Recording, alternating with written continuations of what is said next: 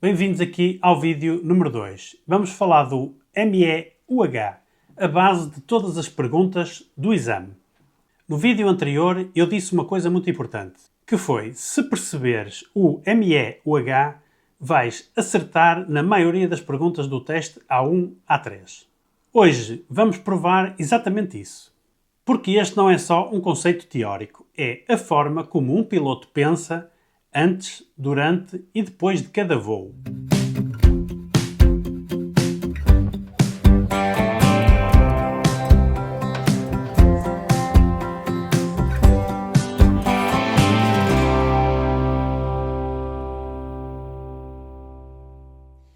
Este vídeo faz parte da série dedicada ao teste teórico A1, A3, aconselhada a todos os pilotos de drone, independentemente da experiência.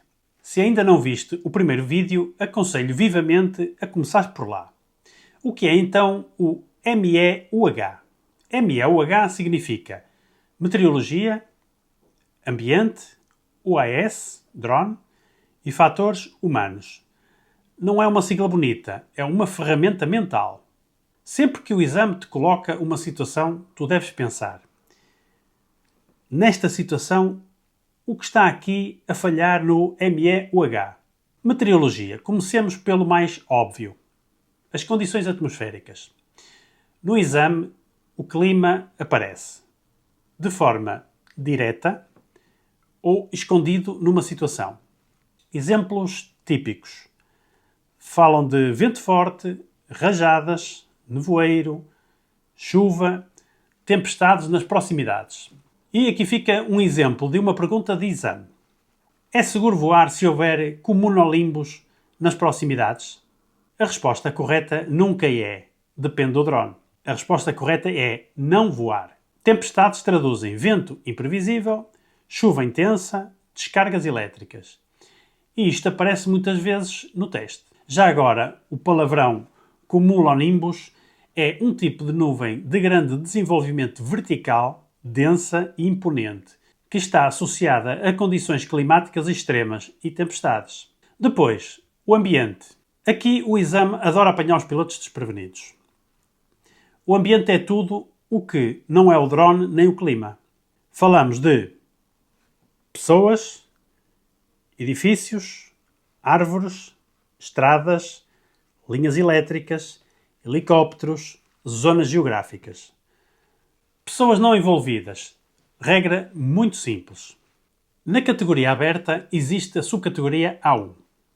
Nesta subcategoria é permitido voar sobre pessoas não envolvidas, desde que não sejam agrupamentos de pessoas.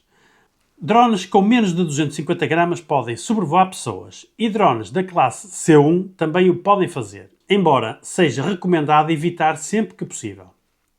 Já nas subcategorias A2 e A3 não é permitido voar sobre pessoas não envolvidas.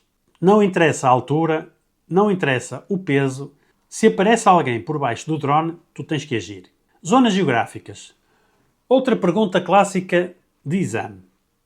É permitido voar numa zona geográfica?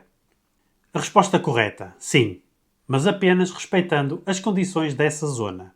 Ou seja, nunca assumas que é proibido, nem nunca assumas que é livre.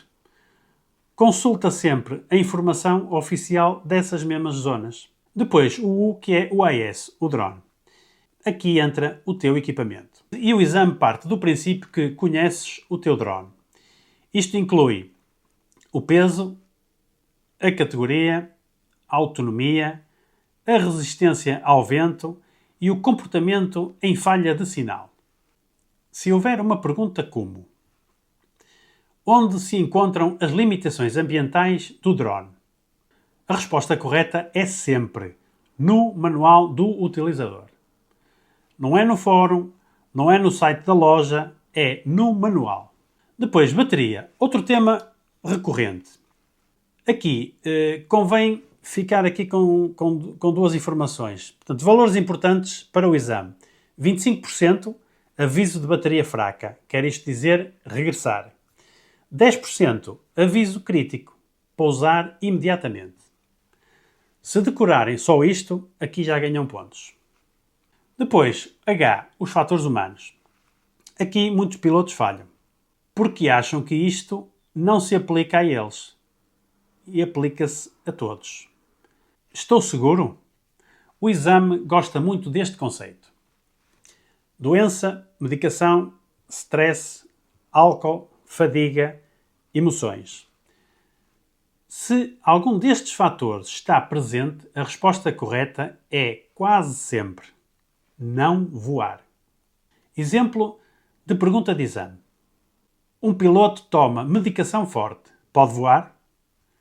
A resposta correta, não, enquanto o tratamento durar. Simples, direto e sem interpretações.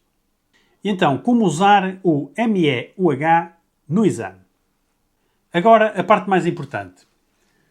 Sempre que leres uma pergunta do teste, primeiro, lê a situação. Segundo, identifica onde está o problema.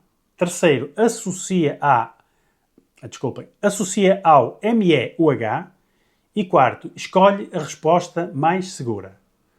O exame não premia o risco, premia a prudência. E a regra de ouro?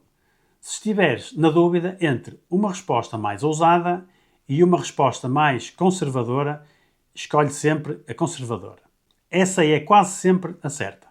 No próximo vídeo vamos falar de algo fundamental, consciência situacional e o ciclo OODA.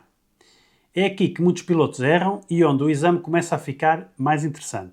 Se este vídeo te está a ajudar, deixa um like, subscreve o canal e partilha com quem vai fazer o teste A1 A3. Vemo-nos então no próximo vídeo. Um grande abraço.